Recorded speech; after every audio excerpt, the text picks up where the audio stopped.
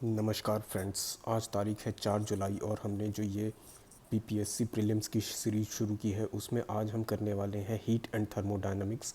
ये बुक जो है ये हमारी घटना चक्र है, बीपीएससी घटना चक्र, और इसके सारे हम प्रीवियस ईयर क्वेश्चंस कर रहे हैं जिससे कि एस्पिरेंट्स को सबसे ज़्यादा फ़ायदा हो सकता है। तो आइए चलिए शुरू करते हैं हीट एंड थर्मोडायनामिक्स।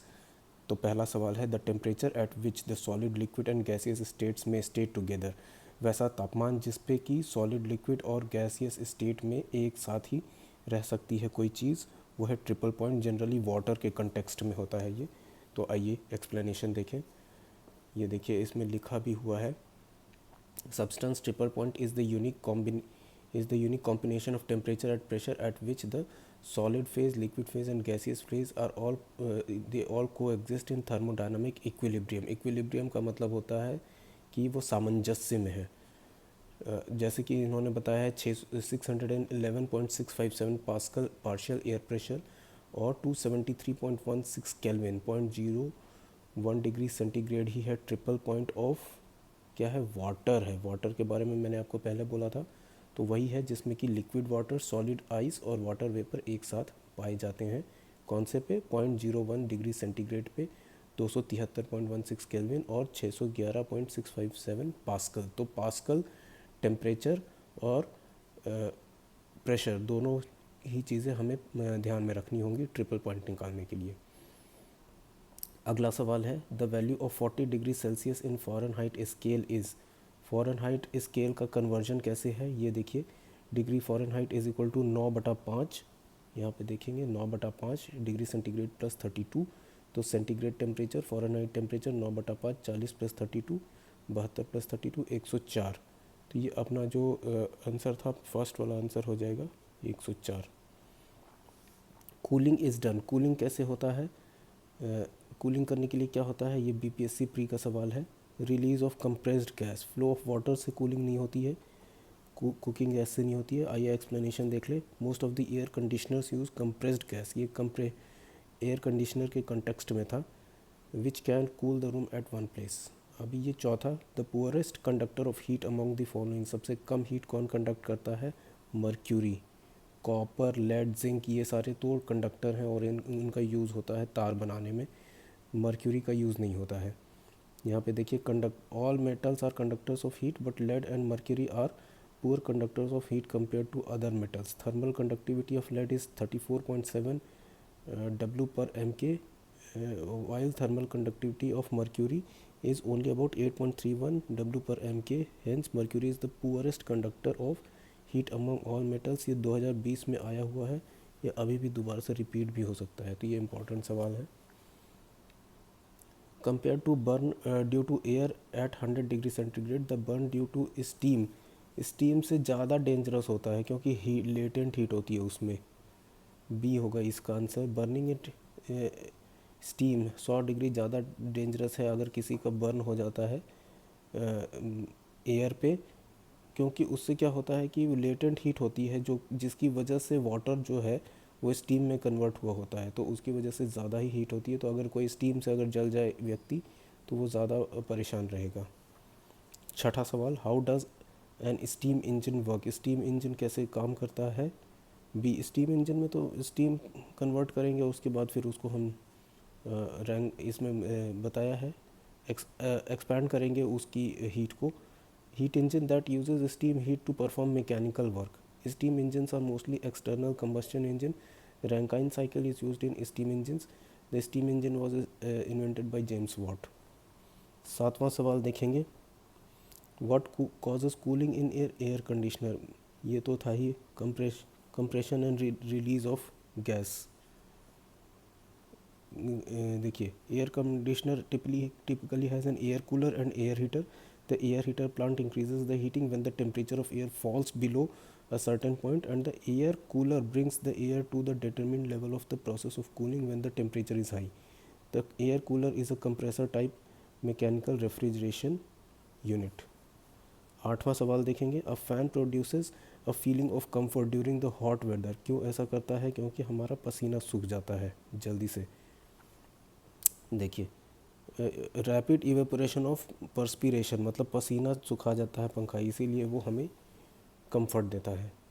9th सवाल देखेंगे, by opening the door of refrigerator kept in this, ये क्या होगा, सी पार्ट है, you can eventually heat the room up a bit. हम सोचते हैं कि अगर फ्रिज का दरवाज़ा खोल के रखेंगे तो वो ठंडा हो जाएगा, जबकि ऐसा नहीं है।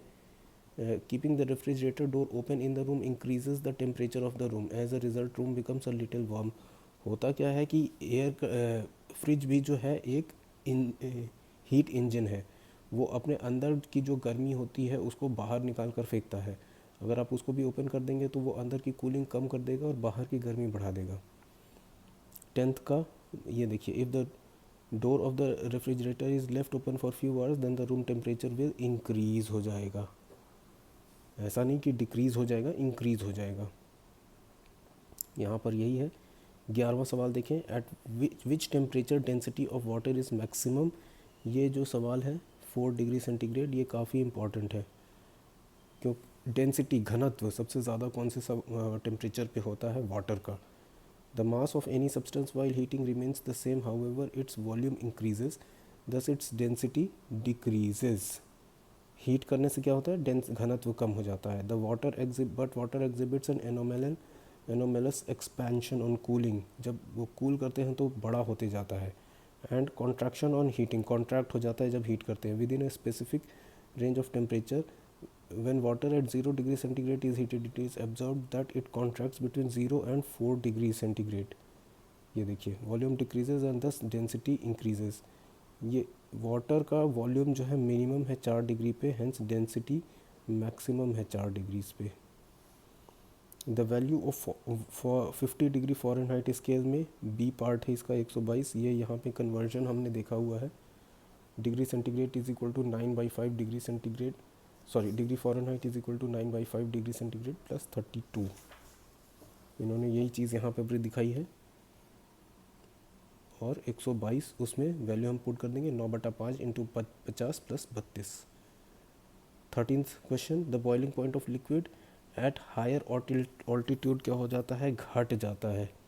जिससे क्या होता है कि उसमें जब वो पानी तो बॉयल होने लगता है लेकिन उसमें हीट नहीं इतनी होती है, इसीलिए खाना देर से पकता है। ये देखिए, the boiling point of liquid increases with increasing pressure and decreases with decreasing pressure. Pressure कम हो गया है ना ऊपर, तो डिक्रीज हो गया है।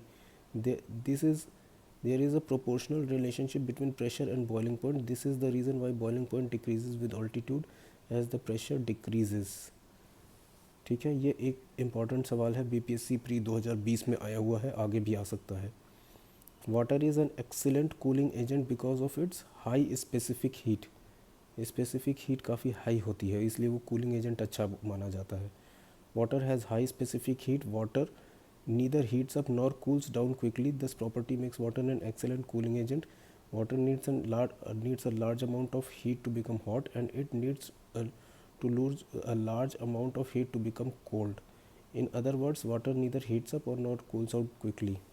15वां सवाल देखें, in winter when you touch a log of wood or a rod of iron you will feel that the rod of iron is colder than wood।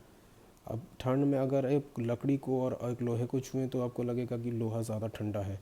ऐसा क्यों होता है? क्योंकि आयरन एक अच्छा कंडक्टर है, इसकी वजह से। यहाँ पे भी वही दिया हुआ है, सेम टेम्परेचर होता है लेकिन हीट फ्लो बेटर होता है किसमें, गुड कंडक्टर में। और गुड कंडक्टर मतलब कि आयरन गुड कंडक्टर होगा, इसीलिए उसका ज़्यादा मतलब हमें वो ठंडा लगेगा ठंड के मौसम में अगर उसको हम टच करें तो। Consider the following regarding heat wave. Heat wave क्या होता है? Heat wave is considered as the maximum temperature of a station reaches at least 30 degree. 30 degree नहीं होता है, 40 डिग्री होता है, तब हीट वेव मानी जाती है प्लेन्स में। और एटलीस्ट 30 डिग्री और मोर इन हिली एरियाज़। लेकिन हिली एरियाज़ नहीं, ये क्या बोल रहा है, 30 डिग्रीज इन प्लेन्स बोल रहा है, नहीं, ये 40 डिग्री होगा तब हीट वेव, जो कहते हैं ना लू चल रही है, 40 डिग्री हो गई है प्लेन्स में और 30 डिग्री होती है पहाड़ों पर। Heat wave is considered if the maximum temperature of region station reaches 40 degree और मोर फॉर हिली रीजन। दोनों गलत ही बोल दिए इसने, इन्वर्स बोल दिए, reverse. 17th, heat transfer that does not require a medium is called. जिसमें मीडियम नहीं चाहिए होता है वो क्या होता है? रेडिएशन। रेडिएशन में क्या होता है कि एक जगह से दूसरी जगह हीट ट्रांसफ़र हो जाता है बिना किसी मीडियम के। तो ये आप देखिए कंडक्शन, हीट ट्रांसफ़र फॉर, आइए एक्सप्लेनेशन देख लें। For heat transfer through radiation no medium is required, however for heat transfer through conduction and convection, conduction और कन्वेक्शन मीडियम जरूरी है। Conduction and convection heat transfer through the process like motion and contact, motion and contact. अब अगला अपना जो है topic wave motion का है, उसे हम अगले वीडियो में शुरू करेंगे। और इसी वीडियो के तहत मैं ये भी बताना चाहता हूँ कि अब हम लोगों ने गया मानपुर में ऑफलाइन प्रेजेंस भी ला दिया है। ज़्यादा जानकारी के लिए आप हमें संपर्क कर सकते हैं। धन्यवाद।